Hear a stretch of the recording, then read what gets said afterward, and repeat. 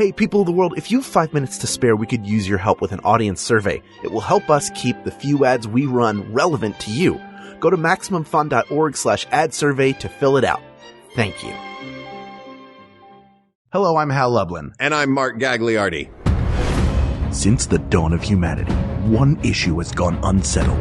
With the fate of the world in the balance, we're here to settle, once and for all, best use of leftovers.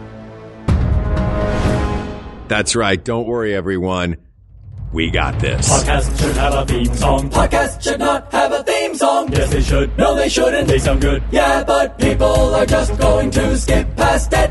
You know what? You're right. We got this.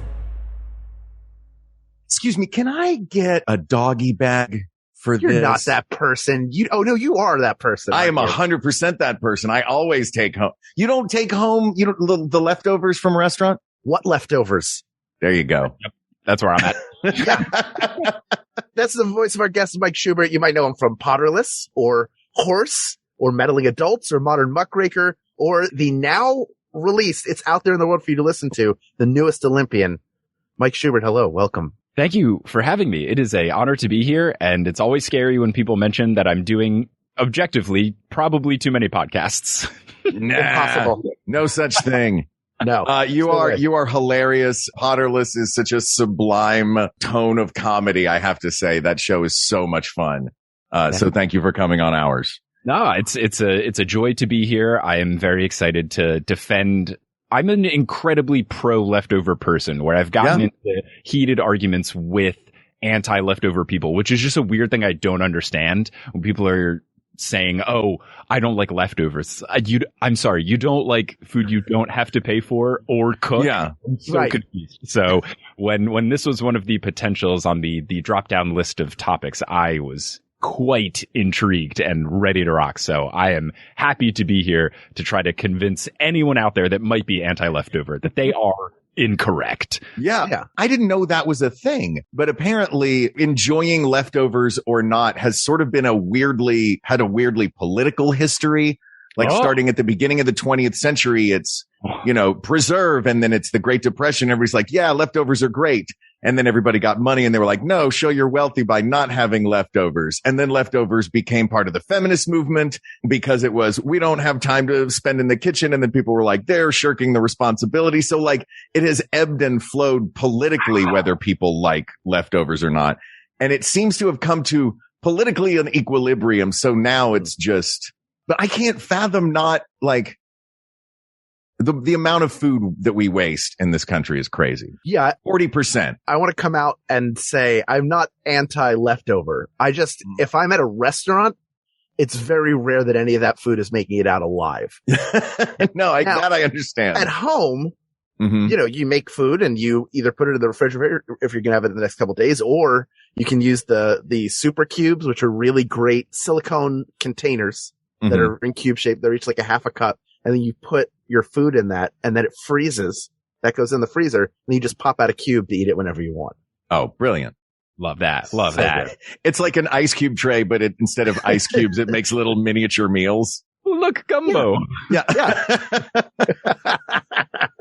All right. So the way that I think we could tackle this today, because it is kind of a wide ranging topic, what is the best way to use leftovers or what's the best use for leftovers? I think that a way to break this down is we can look at it as a series of smaller, almost like when we do a clean slate episode, where we clear the docket of a bunch of different topics.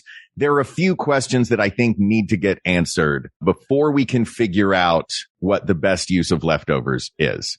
So I want to start with just a few quick questions and then we'll get to one big fun one for maybe the second half. The first question though, I think that we have to answer is, do we want the same thing again? I mean, my answer is always yes. Yeah. Especially if I'm cooking. If I'm putting a lot of time into cooking a meal, I want to get more than one meal out of it. And when we get to like one of my biggest things for use of leftovers was when I was working before as a full-time podcaster, I was an engineer and I worked at a plant in a small town in Kent, Washington, which is like 20 minutes south of Seattle. And there's just no good food options around where my hydrogen air separation unit plant was. Right. So in order to not have to just eat Jimmy John's every single day, because that was like the finest dining near my plant, to be fair, very fine dining. Yeah, the fanciest. I would just make comical amounts of curry or chili and then just put them in a bunch of glass Tupperwares and then bring those and eat that for lunch every day for a full week. And I am perfectly okay with doing that. So I'm very okay with eating the same thing multiple times, especially if I've cooked it and put a lot of time into it and it's good. Yeah.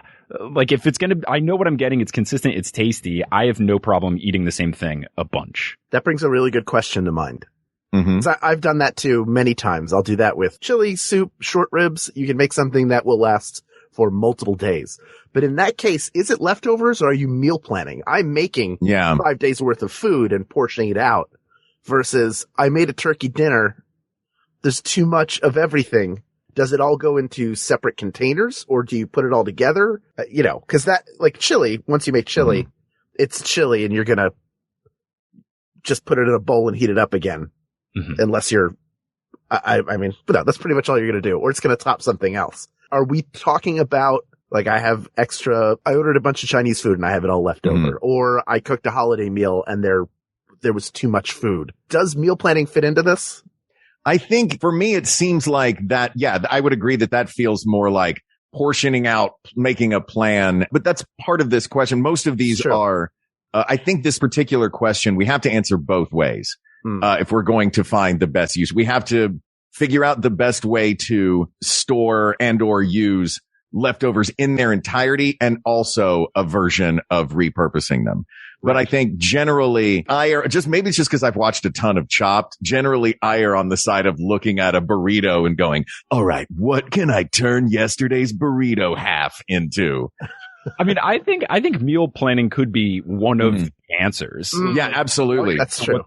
We could decide that when you are going into leftovers with the intention of this will be eaten 3 days from now. Right. And I think that could be a factor because some of the things when I do meal planning, I intentionally know that they either become different in leftover form or taste better. For example, if I do jambalaya, it is a different consistency. The first day it's a little more soupier. The next days after it soaks more in the rice and everything, it gets a little thicker. Same thing with curry. It gets thicker as it goes on. The jambalaya gets spicier as those peppers are just sitting in the stuff more and more. So I feel like that also switches up the variety. So yeah, I think meal planning could just be one of the answers as opposed to trying to incorporate it into every other use, whether that is like, I think one answer could be you ordered too much at the restaurant or something else. Right. There are so many different versions of what leftovers are. And why I think we have to answer this question twice. We have to go down both paths of this question. So that actually takes me to another one on this mini list of questions. Wait, Mark, before you ask that, can I ask a related question? Please. From that first section? I've never eaten at Jimmy John's. The thing I know the most about it is that they advertise on Brock Lesnar's shorts. Do they serve you your food in a boxing glove? Not at the ones I've gone to. Okay. Will they serve it to you in a boxing glove? If you bring a boxing glove, bring your own glove. You put like one of those wood things that they put in shoes to keep them in the right shape. So but you have like a sandwich shape, one of those wood things, like a rolling pin. Stick a rolling pin in a boxing glove and take it in there and be like, can you swap this rolling pin for a sandwich, Indiana Jones style? Do you think that they would do it? If the price is right, I feel like they would. Well, thank you for speaking on behalf of Jimmy John's subs. Yes, also, James John.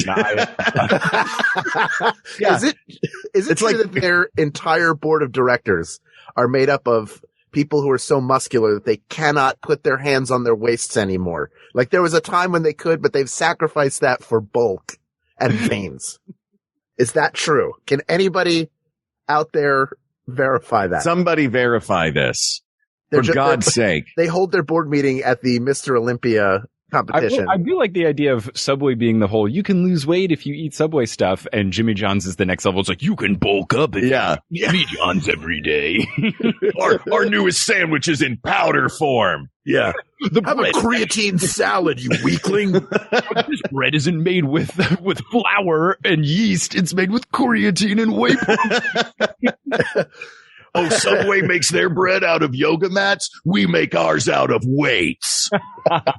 Our soups are guaranteed to take the hair off of your head and put it onto your chest where it belongs. Our mayonnaise is actually melted dumbbells. Oh my God. Oh, Jimmy John's. This episode brought to you in part by Jimmy John's. Proud sponsor of yelling in weight rooms. Jimmy John. Yes, Timmy Tom. Sorry. Let's go. If we are going with we're keeping the meal as is, right? Uh-huh.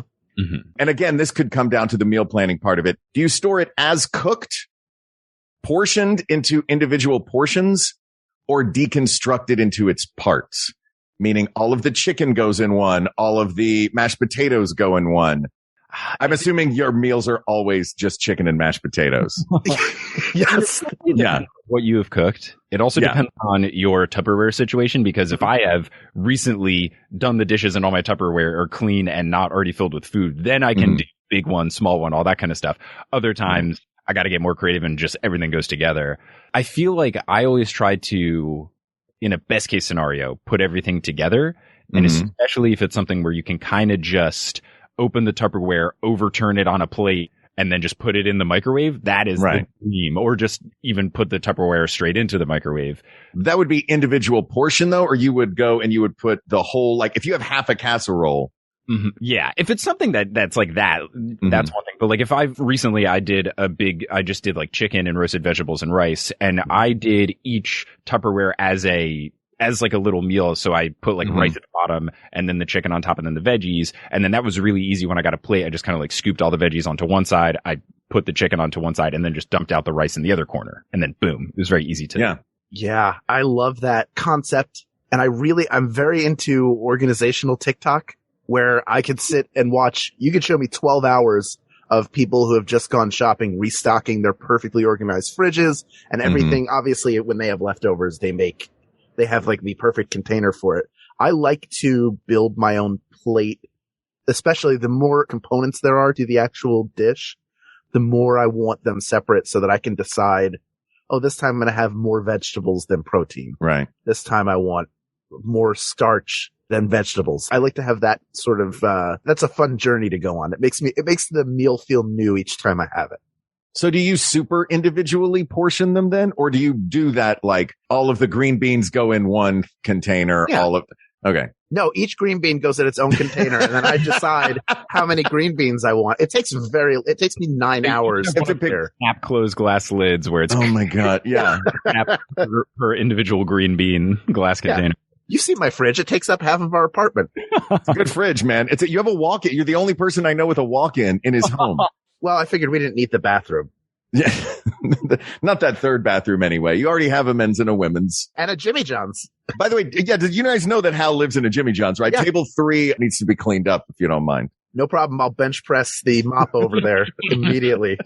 Thank you, Jimmy John's, for being a sponsor. Are they the ones that put the cookies on the milkshakes? Maybe. I have no idea, but now I need to go wherever that place is. There's a spot. I thought it was Jimmy John's that does a little circular cookie with a hole in the middle and they slip it down over your milkshake straw. Yeah. Doesn't sound right. Right. That's a little bit of Chicago.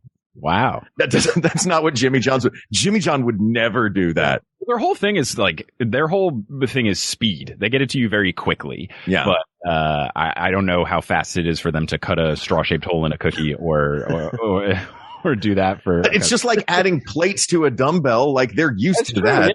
Just slide like, if they're like, come on, you wuss. And they'll slide 4 on there and be like, you want me to add more? You're like, yeah, add more. The place near me hired the 3 children with alopecia from Minority Report. So they have my sandwich ready for me when I go in, even if I don't know what I want. They've already figured it out. Wow. Precog sandwiches. It's so good. Another question on our miniature tour. What's the best storage container? Glass top supremacy. Nothing can beat a glass Tupperware. I think you can see through it. You've got the lid is Pyrex specifically, that super thick glass. Microwave safe, freezer safe. Yeah, exactly. That's the dishwasher safe. And then they don't stain. When I was out of college, I bought the Ziploc plastic ones, which are fine. But the first time you do any sort of marinara sauce, anything with a tomato in it, you now have Tupperware with a red hue forever. No matter how many times you wash it. So I remember when I got my first set of glass Tupperware, I felt like a big boy adult. And then when we got a whole bunch on the wedding registry, oh baby, that was a big day. They're the ones where you can stack them in between, so you can put a small one inside the big one. And that's the dream in your counters. So yeah, it's glass Tup all the way. Yeah. Do you have the little ones? Because I haven't seen little glass Tupperwares. I've just seen the. So I have square. I have 3 different shapes. You've got cube-looking square ones and cylinder ones, and then long rectangle ones, which are good if you do something like a steak or a chicken breast that isn't necessarily going to fit in the square one. Right. And all of them have a smaller one that can fit into the bigger one, so you can save cabinet space, which is huge in New York City where I live. I have half of a cabinet, I think, and everyone's like, "Wow, you have half a cabinet." So I very much enjoy them, and also just on the go, they're really nice because if I ever bring them to the studio, the podcast recording studio, then I don't have to bring plates and you can just microwave it up and then eat out of it and it works really nice. Whereas plastic Tupperware, I don't know, you have to worry about if you use too sharp of a knife, you're going to like cut into it and then you've got grooves in your Tupperware. So it definitely are going to hold more of those tomatoes. Yeah. Yeah. So I love a glass Tupperware, man. Really good stuff. Easier to wash too. Just so much quicker. That's great. Yeah, I'm all the way team glass Tupperware. Freezer bags sometimes for stackability's sake. That's the thing I would use is I would say if you're freezing something, like if you've got, like I've been fishing before and caught a bunch of fish and cleaned them, and you have to kind of put those in plastic bags because, one Tupperware per fish, that's not going to work. So I'll just get plastic bags in the freezer sometimes, rinse them out. You can use them again. Great Depression style leftovers. Yeah. Reusing. Well, I feel bad being a person that uses Ziploc bags, so I will try to get at least 2 uses out of them. I use them for steaks. I buy steaks in like 3 packs and then just freeze them. So that when it's time to use them, you just put them in the refrigerator the night before, let them thaw out. They're great. They're really good. But the glasses, that's just the ultimate for any leftover. It does it all. So, one more question on this. If we do want the same thing again, do you go long-term storage or short-term storage? I like to do short-term just because I don't find that things get worse if you've had them over a couple of days. Like I know some people, a big anti-leftover thing will be, it's not as good the first time. I don't think that's true, but I will say that not everything freezes well. Some things work, but I just feel like it can make stuff water down or lose its flavor. You've got freezer burn concerns. So I usually go for a shorter term run unless it's something that I have made because of, oh crap, we have to cook this type of thing. And you just make like a big vat of soup or a big vat of chili. But for the most part, I'm usually trying to do it and then eat it all within a week. Yeah. I'm the same way. There are very few foods that once they're cooked freeze well long term. Chili and soup are maybe the 2 exceptions. But pasta sauce too. Anything that you have to, it's different when you're making something that is a full process just to make a bunch of it. My parents are huge on, my dad will make his own marinara sauce and then just freeze a bunch of it. And then if he's making a dish that incorporates that, he'll then thaw it so that rather than having to buy Prego, he will just have his own for whether that's chili or meatballs or pasta, whatever. So I can support that if it's like, I'm more on freezing ingredients or components of a dish as opposed to freezing an entire meal for future use. Yeah, I guess the only ones that would work for would be, and it's chili, it's soup, it's pasta sauce, it's things that are generally liquid, I think. Cookie dough. Cookie dough you can do. Yeah, make cookie dough and then just preform your cookies. Yeah. Put them in a Ziploc or whatever container, glass container, and put it in the freezer and they're good for like a month, 2 months, something like that. Yeah, for me I don't like thawing. I know it sounds dumb. It's it requires thought and planning of what I'm going to have for dinner. Like if I make way too much chili, I will put it in the big thing in the fridge and I'm way more apt to just have chili for 3 days rather than put it into, things that I freeze and then go, well, I'll eventually throw that away. Yeah. Is what that, because I'm never going to think the 8 hours in advance about what I'm having for dinner. Right. That I need to thaw a thing. What's so annoying is like to thaw a meal, you have to just kind of leave it on the counter and do it, as opposed to even just thawing out chicken breasts or steak or whatever, you can at least have things to speed it up, whether that's microwaving or running it under hot water or something. You can't do that with a meal. So you really have to remember at 2 p.m., oh, I want to have dinner in 5 hours. Yeah.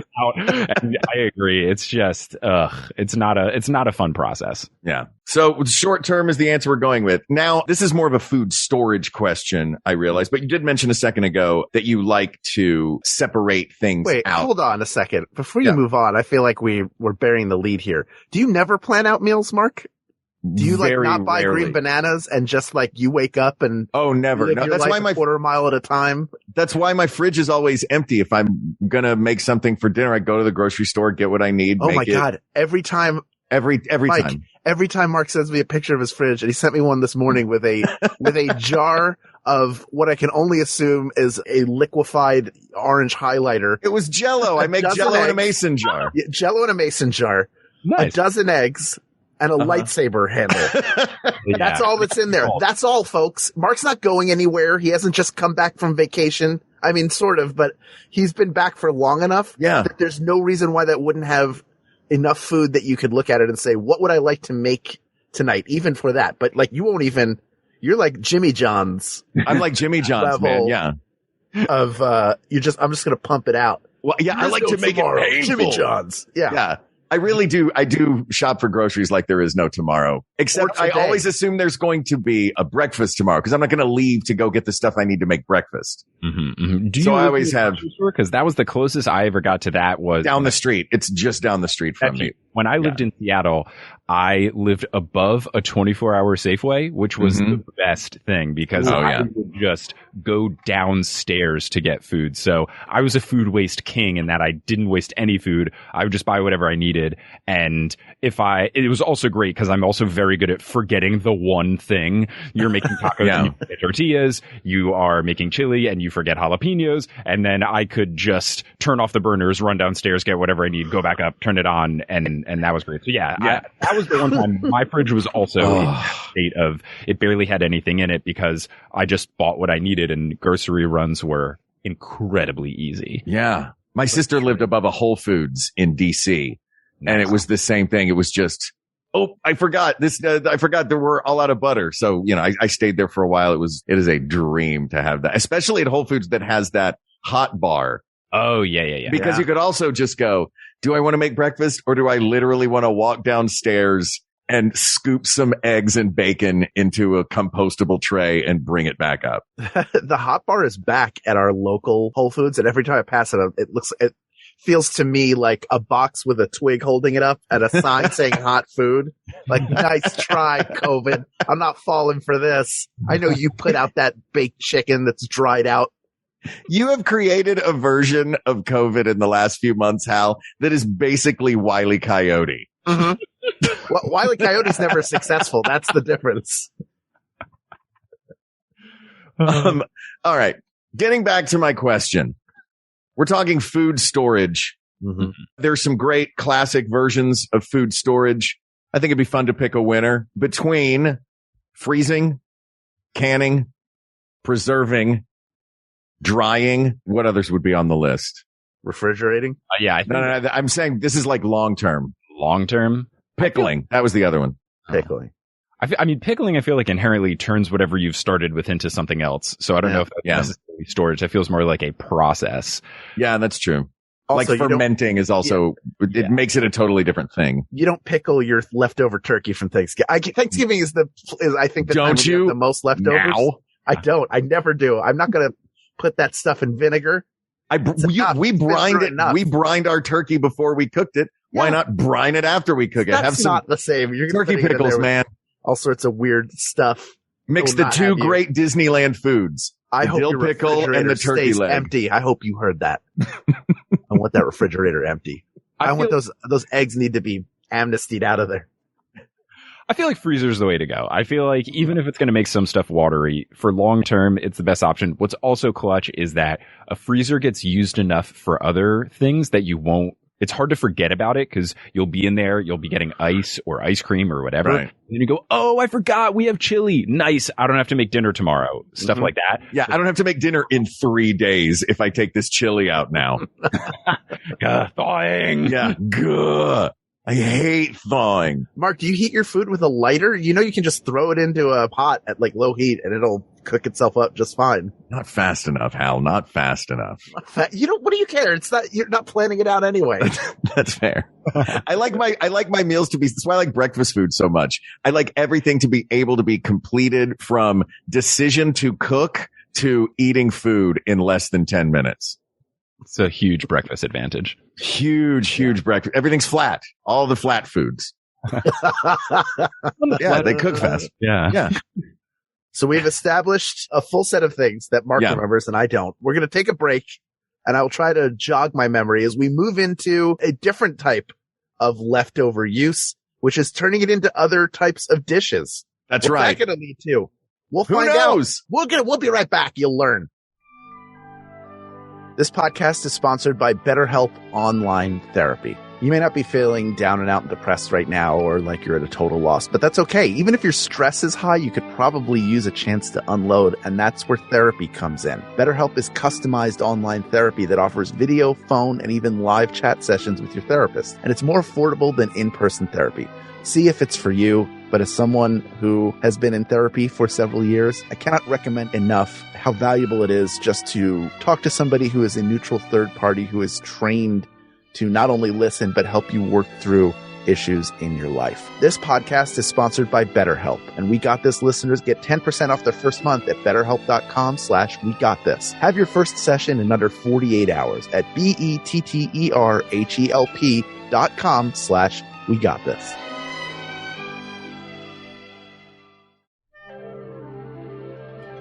We Got This is brought to you in part by Soylent. We've all been there. You either don't feel like cooking or you're in a rush and you wind up getting some food that does not make you feel great. Wouldn't it be better if you had something that you could just grab and go with? That's where Soylent comes in. They're the original food tech company and they make delicious and nutritious products in convenient formats. You got a complete meal in a ready-to-drink shake or powder. You just take it, go, no cooking needed. Even if it's the powder, you're just mixing it with water, and then not a ton of cleanup either. It's just an easy grab and go, and it gives you what you need to get through the day in a healthy way. You can get bars, you can get complete energy, you can get protein, whatever it is that you need to feel better, whether it's a meal replacement or a pick-me-up or a snack at some point during the day, Soylent has you covered. So please. And personally, I love the flavors too. They actually taste good. So unlike a lot of shakes where either there's a residue or it's just not that great and you're sort of drinking it because you have to, you're going to drink Soylent because you want to. It actually tastes that good.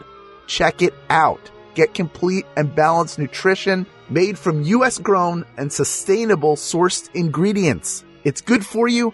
And hey, it's good for the planet too. So go to Soylent.com/WeGotThis and use code WeGotThis to get 20% off your first order. That is Soylent.com/WeGotThis and code WeGotThis for 20% off your first order.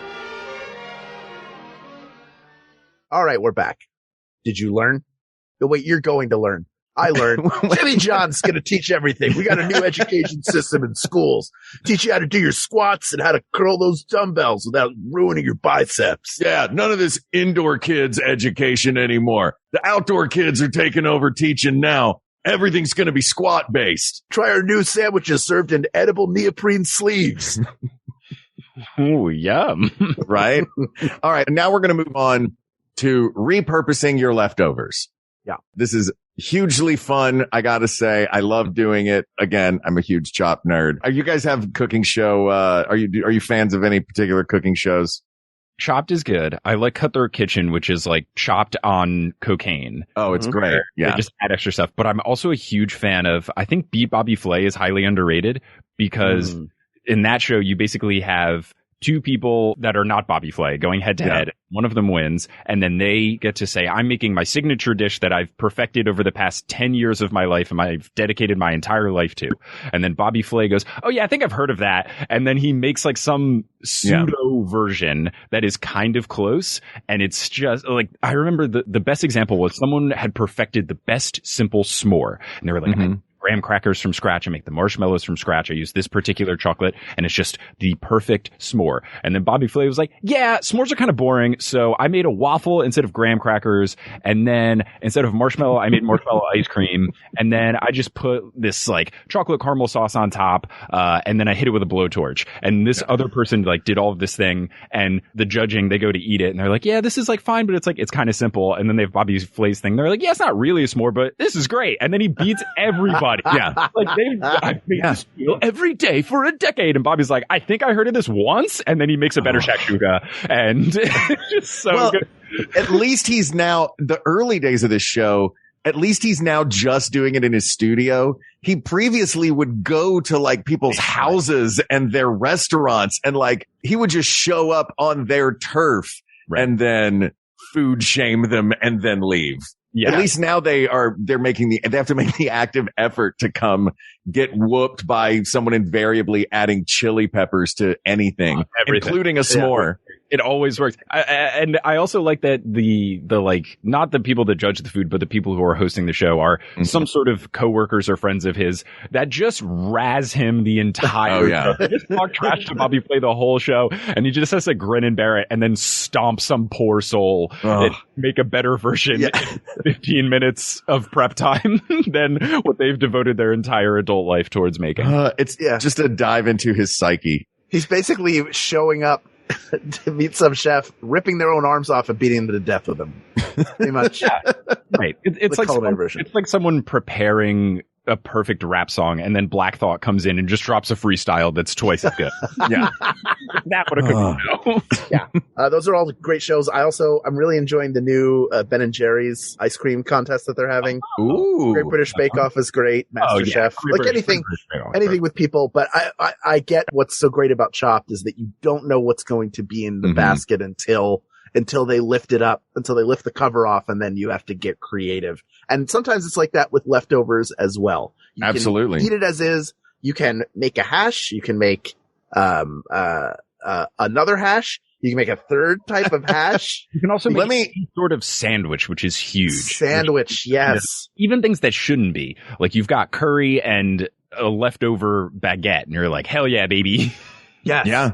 Making this work. Any meat that you have, when you guys do a sandwich, do you take the big old slab of whatever it is that's left, or do you try to like super thin slice it like you're going classic deli sandwich?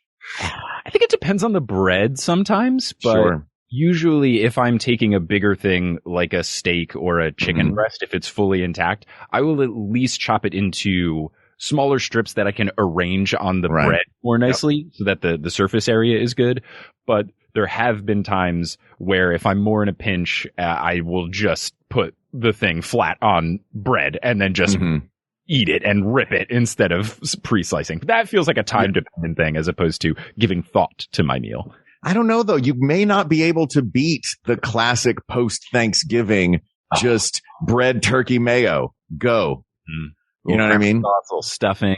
Oh, yes. Mashed potato, gravy, then bread. You can put basically you're taking the entire. No, you are. You're taking the whole Thanksgiving meal and you're making a sandwich out of it, as opposed to you don't just have turkey left over.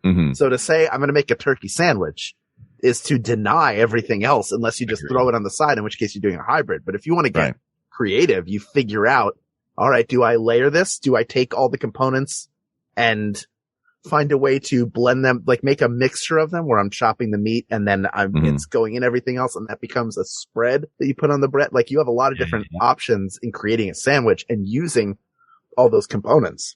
Do you guys keep it in the family? Meaning, let's say you had in 1 week you had the equivalent of a Thanksgiving. We're going to keep it in a family. You had the equivalent of a Thanksgiving meal and the equivalent of like a big Italian meal. Would you cross-pollinate in your sandwich making and or your creative use of the leftovers? Or would you be like, nope, I got all these leftovers from this meal are going to create this meal? The time I will do that is if I get to a point in the leftovers where there's not enough for a full meal, but I still have a little bit, and then I have to hybridize. So sometimes I will turn taco meat into P.F. Chang's lettuce wrap or something.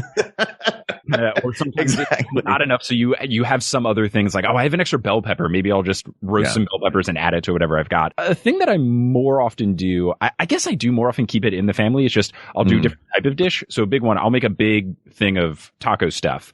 And then usually I will at some point in my days of eating tacos every day, I will run out of tortillas and I don't want to buy more. So then I will cook up some rice and then I turn it more into like a Chipotle burrito bowl thing where I cook up some rice, add whatever meat veggie combo is left and then mix that all in. And then it feels like I've spiced it up a bit more. Whereas I'm not eating the exact same thing. Now it's in a different container. So I do that more often than anything when I convert it into something new. I've usually run out of something that is kind of expensive, like if I was doing fancy bread or tortillas or whatever. Do you add fresh ingredients to supplement generally, or do you? Only if I feel like I don't have enough food. Or if like in the course of eating the leftovers, I feel like something has been eaten more than the others. But I'm usually just ride or die through, cause like you were saying, Mark, I usually buy exactly what I need to cook the thing. And then I don't just have spare vegetables until I join, a CSA or imperfect produce where I'm trying to, I gotta find a use for this kumquat and squash. I haven't hit that yet. So I usually have spare vegetables in my house. Yeah. I tend to keep them separate from one another. Because to me, it's like there are very rare occasions, like the episodes of G.I. Joe where the October Guard, they would have to team up with one another because Cobra was threatening them both. So that is a time where you go, okay, I guess we'll work them together. But generally, you have enough left over of each that you don't need to mix them all. I feel like you throw them all into a blender, don't you, Mark? It's funny, Hal, that you mentioned that because blended is on my list that I have for you gentlemen to peruse and for us to talk about of different assorted ways that I have discovered what seem to be the most popular ways to repurpose leftovers. One, a couple of them we have already talked about, which is the sandwich, of course, and the taco / burrito. Basically, anything that can become a vessel, a wrap, that makes it a handheld thing. So taco, burrito, wrap, sandwich, all of those. You also have, soup, making a soup, or a stock. Yeah. Sauce, using, vegetables to make a sauce or using whatever you've got to, create in my case, probably marinara sauce, frittata or omelet, a stir fry. Yeah. Stir fry is a really good option. That's a good one. A salad and yes, Hal, the blender. Most useful for leftover. I know this is one that you might not agree exists. Leftover desserts. Throw them in a blender. Make balls. Freeze them. Those become of what? I couldn't even imagine a single thing that would warrant that. Yeah. What are you? Have you done the blender? The blender came up a lot. Who are you? I couldn't imagine I can't imagine what would work and then blending and then would still work. Anything that's coming to mind is like a curry. Why would you blend it? It's already basically a chunky soup. Same thing. Like what is, what? Just smoothie, your brown bananas become smoothies in the morning. Those aren't leftovers. That's old produce. Yeah. Well, old produce. Then this is my question. Are old ingredients considered leftovers? Are we just talking about from specific? No, that's a prepared meals. That is a poorly managed pantry, which everybody, look, I am guilty of it as well. I buy things with every good intention and then only to a couple weeks later go, well, I guess I can't eat this spinach anymore. It's grown hair. Yeah. All right. That's fair. When I think of a leftover, it is I had a meal and then there is additional food that cannot be eaten. That's my brain of leftover. I think the other stuff gets into what we kind of already poo-pooed before in terms of other types of preparation. Right. Preparation and storage kind of stuff. We're going bad. Now I'm going to turn it into a pickle. I've got bananas going bad. Now I'm going to use them in banana bread or some sort of dessert. Yeah. I think that's different than a leftover. I think that's food preserving, which I think is a different, but somewhat related, but not the same thing we're talking about. 100%. Well, let's just go down and talk about some of those. Do you guys ever do stocks or soups? Take your turkey carcass and make a turkey stock out of it, or yeah, it's usually intentional. It's usually like I am going to buy a whole chicken, and then the first night or 2 nights we will have the chicken, and then we will save all of the bones and stuff so that we can later turn it into stock to then make soup. And usually that kind of thing will freeze because we don't want to go straight from a bunch of chicken meals into chicken soup meals. We'll let that wait a little bit. So I do it, but it's usually an intentional choice of we're going to use part of it, and then the leftovers will be, or the remaining bits will become a future ingredient in later in the road meal. Yeah. Yeah, I'll do for a chicken or turkey, I'll do a gravy. I'll roast the chicken in the Instant Pot, and then I'll take all the juices. That goes into a pan, a little flour, a bunch of salt and pepper, or cornstarch rather than, or either one. And then thicken it up, and then it stores for a while, and it's great and everything. That's what I did for Thanksgiving this past year. You wind up on your turkey leftovers using a gravy that is made out of the very turkey that the gravy is being poured over? 100%. That's every part of the buffalo, man. You might as well build a canoe. This is amazing. This is what we do. We have to preserve it all. I'm not as good. I've definitely saved more chicken carcasses than I've ever made stocks out of. And that is one of the things where I look and go, boy, I had every good intention, but this isn't happening. And then into the trash can graveyard it goes. Yeah. Shrimp shells and lobster shells are great for that too. When I was up in Canada, the lobsters were dirt cheap and they would come, whole in the shell. So you make a lobster and then throw that into a pot, little water, make a sofrito before and then put it all in there and then lobster stock. That was awesome. Cause lobsters seemed like they were cheap there, but they seem like a fancy thing. So it's one of those things where like, well, I don't want to, I can't throw away the shells of this fancy thing. So I should probably just go ahead and cook with the shells of this fancy thing.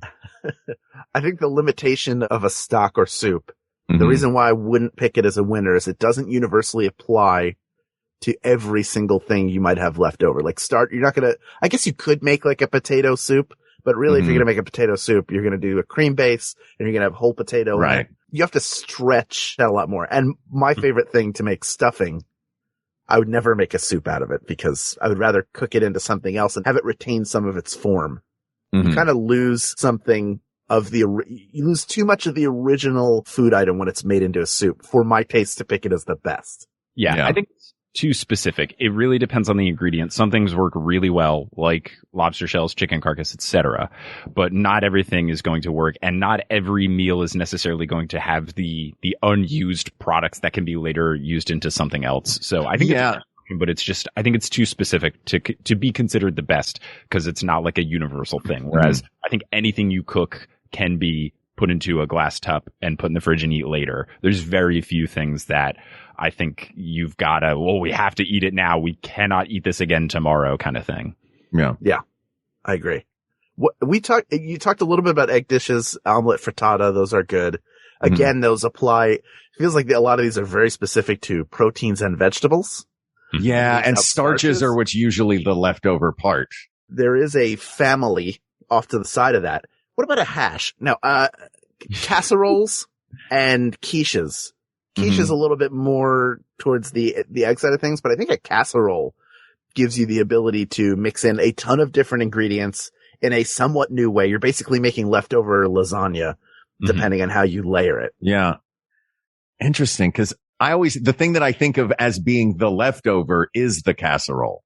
You know what I mean? Like, because it's part of the meal. Because it's part of the meal. Yeah. If the casserole is the meal, whether it's a lasagna or a stuffing it, whatever it is, the casserole would be the thing itself. So turning one casserole into another casserole. Interesting thought. Yeah. I also am not always the biggest fan of, if I already have leftovers and I'm looking to do something else with them, the prospect of basically cooking something else with already cooked food feels like too much work for what I want to do. And then B, I would worry if there's something that it could get overcooked or in the case of meat, dried out. And I just feel like it's a lot, to put into a leftover. Whereas like some of the other repurposing we've talked about is just like taking food. Now it's on a sandwich. Now I'm eating the same thing. My brain is like, new meal. Or like I was talking about turning tacos into a rice-based dish. That's such a lower lift as opposed to preparing a whole other sort of thing. And if it's already been cooked all the way through, you're right. You don't want to overcook something that's already been cooked. So either keeping it either cold or just to the point of heated up. Right. And then might wind up being fry, which you brought up. You just gotta cook something else. And then at the very end, you can kind of put it on top. You just get a bunch of veggies. They're all ready to go. Now I've topped it with this other thing I've made just to get warm, not necessarily you cook further. And then I've got tough steak now or really gross tofu, whatever. Though I will say, I want to give a defense to the omelet and the frittata in this. Because those are things, that's my go-to generally because I don't do a lot of starches. My general go-to when I'm doing leftovers is whatever I have left over goes into a pan, gets heated up, gets eggs cracked into it, and then into the oven for a frittata or flipped over for an omelet. That to me is the easiest version. I think it keeps flavor profiles intact because eggs are pretty neutral. So if you've got something with a lot of punch, like I made leftover Chinese food into an omelet the next morning. What was it? What was the dish that you made into an omelet? It was just like stir fried vegetables, which is weird that like water chestnuts are a weird thing to have in a omelet, but it's a lot of moisture. Yeah. Yeah. That's the thing. I fry it long enough to draw most of the water out of it, then do the eggs in it.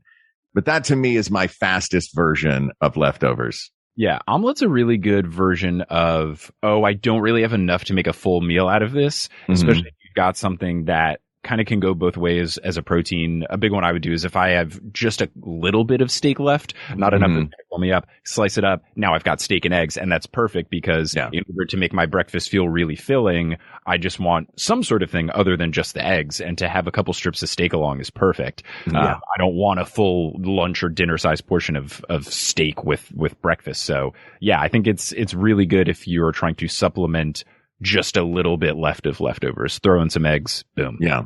Which is usually what I have. I usually don't have a ton of leftovers. So the ones I have is just whatever was last night's meal. Yeah. Becomes. Here's another quick, sidebar question. Do your leftovers usually become the next day's breakfast, lunch, or dinner? Usually lunch for me. Mm-hmm. Yeah. Same. Yeah. Because lunch. Yeah. I think that's for a lot of people because a huge pro of leftovers is just how easy it is. And if you're going into an office or if you just want to get through lunch quickly, the ability to take something and pop it in the microwave is absolutely huge, or a toaster oven, whatever you're using to reheat it, or if it's something that can be eaten cold. Stuff that you can do really quickly is nice. And I feel like just going from, I had that thing, now I don't have to worry about lunch. I feel like dinner, you usually have enough flexibility where like if you had to cook dinner more often, that's fine. But lunch, you usually just want something that's going to be quick.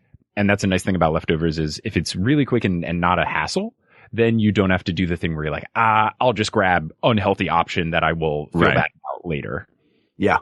Yeah, I agree 100%. Like I'm ready to eat it again as early as possible, and lunch is usually the best time to do it. Yeah. No, truthfully, because it feels the freshest, even though it'll be fine later that evening. But if it's something you really enjoyed, you're excited to eat it again, and lunch is the perfect opportunity to have a smaller version of what you enjoyed the night before.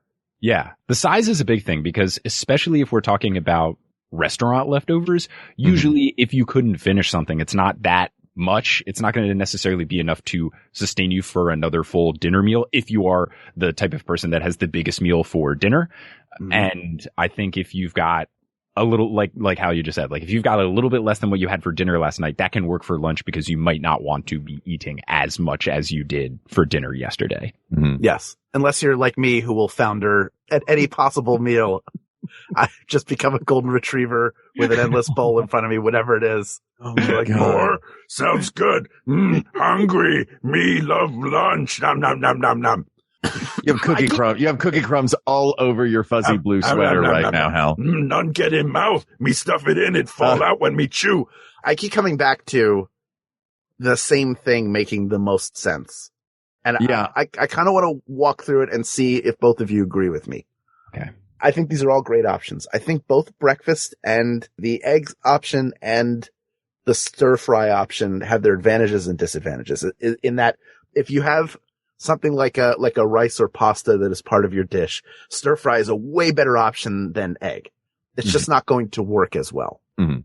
However, if there's no pasta involved and there are other things like a potato or a stuff, I keep coming back to Thanksgiving because I feel like those are the leftovers that we're most often faced with.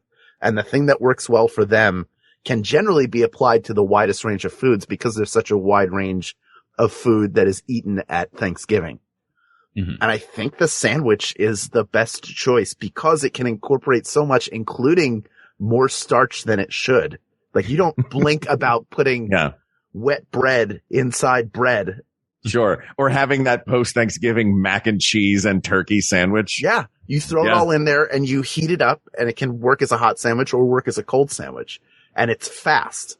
Yeah. Like the preparation time is nothing. Just stuff the roll and either put it in the oven or microwave for a couple minutes or don't. And then you're ready to go.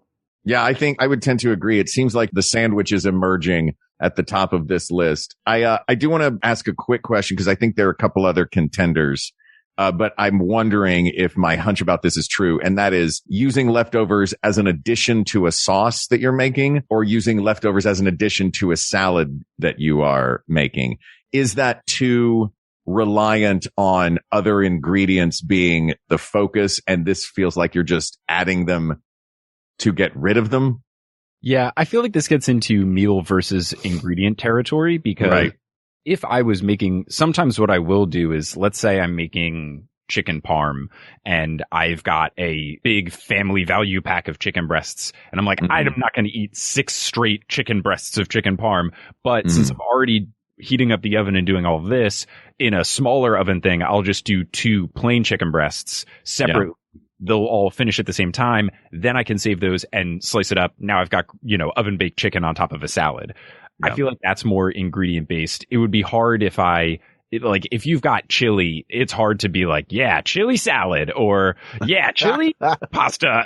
I think this gets into full meal leftover versus individual portion. If you do get into where we're saying you keep all the things separately, then it becomes easier because if you have kept the roasted vegetables separate from whatever you else had and it wasn't a big mix up dish, then that works. But again, I think that makes it harder to do the best thing because it's specific. It has to be something that isn't a dish that's inherently mixed together, whether that be a tacos, curry, soup, whatever. It sounds like we have reached a point where we have, based on the 2 divergent paths of the original question of this, we have 2 final choices. And I realize that they might seem like apples and oranges, but this show frequently is asked to compare apples and oranges. Tell me if you guys think this is accurate. I think, Hal, you're completely right on this. And I think that you were right, Mike, before about the first path that we took. So are the 2 finalists either glass storage in the fridge of an individual portion or making it into a sandwich? Those seem to be our 2 choices. Sure. Yeah. I feel like it's that glass tub meal prep.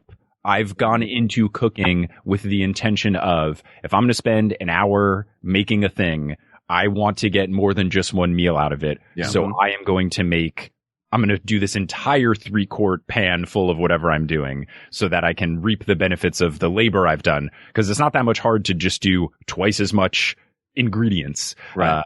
And yeah, I think the other option is I've got this food. What am I going to do? I'll make it a sandwich. So yeah, they're very different, but I would agree. I think we're on the same page. Those are the top 2 contenders. And I am torn. I am too, but I would offer this. And it's not, I think we need to figure out the best possible use. And the use, and if we came in and went all this way and said the best use is portion it out and then heat it up later, I will slam my head in my closet door so that our listeners don't have to come and find me. I will defend meal prep so hard. I'm with you about it.